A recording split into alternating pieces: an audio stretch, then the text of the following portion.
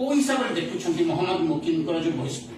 ନାଇଁ, ମହମ୍ମଦ ମୋକିମ କଂଗ୍ରେସ ଜଣେ ଭଲ ପ୍ରପର୍ଟି ଥିଲେ, ସମ୍ପତ୍ତି ଥିଲେ, ଆମର ଜଣେ ଧନୀ ଲୋକ, ଇଞ୍ଜିନିୟର, ସୁସଂଗଠକ, ଏମଏଲଏ ଥିଲେ। ତାଙ୍କ କନ୍ୟା ମଧ୍ୟ ବଢିଆ ଏମଏଲଏ, ରିନାଉଣ୍ଡ ଏମଏଲଏ, ଭଲ ପାର୍ଲିଆମେଣ୍ଟ, ଖୁବ ଭଲ।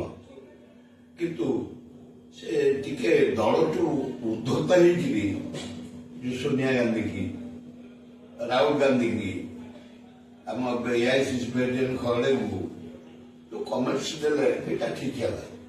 କାରଣ ସେମାନେ ଆମର ସୁପ୍ରିମ ଭକ୍ତ ଦାସ, ଶରତ ପଟ୍ଟନାୟକ, ଅନ୍ୟାନ୍ୟ ଇଏ ଆମେ ରାଜ୍ୟ ଭିତରେ ଚଳିଥାନ୍ତା, ସବୁ ଆଡଜଷ୍ଟେବଲ, ଆମେ ଆଡଜଷ୍ଟ କରିଦବା। କିନ୍ତୁ ଏଆଇସିସି ଲିଡରଙ୍କୁ କହିବାଟା, କମେଣ୍ଟଟା ଦବା ଭାବୁଛି ଠିକ ହେଲାନି। ସୋଫିଆଙ୍କ ଉପରେ କିଛି ପ୍ରଭାବ ପଡିବ? ମୁଁ କହିପାରୁନି। ସୋଫିଆ ଗୁଡ୍ ଲେଡି, ଅତି ଭଦ୍ର ମହିଳା, ଝିଆରୀ ଆମର, ଭଲ କରୁଛନ୍ତି। ସେ ଆମ ଦଳରେ ରହିଲେ ଭଲ। ମୁଁ ଭାବୁଛି ସେ ଦଳ ଛାଡ଼ିବେନି, କାରଣ ଯୋଉ ଦଳ ତାଙ୍କୁ ସମ୍ମାନ ଦେଇଛି ସେ ଦଳକୁ ସେ ଛାଡ଼ିବେନି ଭାବୁଛି। ଦେଖାଯାଉ କଣ ହଉଛି।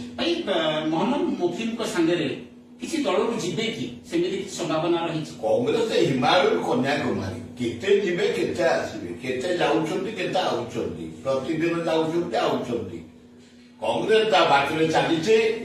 ରାହୁଲ ଗାନ୍ଧୀ ତାଙ୍କ ନେତୃତ୍ୱ ନେଇ, କାଲି ରାହୁଲ ଗାନ୍ଧୀଙ୍କର ଯୋଉ ପ୍ରୋଗ୍ରାମ ହେଲା 3-4 ଲକ୍ଷ ଲୋକ, 80% ଯୁବକ ଯୁବତୀ ସେଥିରେ ଆସିଥିଲେ। ଆମ ବୟସର ଅଳ୍ପ ଲୋକ ଥିଲେ। ମୁଁ ଭିତରୁ ବାହାର ପର୍ଯ୍ୟନ୍ତ ଦେଖୁଥାଏ, ଚାରିଆଡେ ଜନସମୁଦ୍ର। ଦଳରେ କିଛି ପ୍ରଭାବ ନାହିଁ, କିଛି ହବ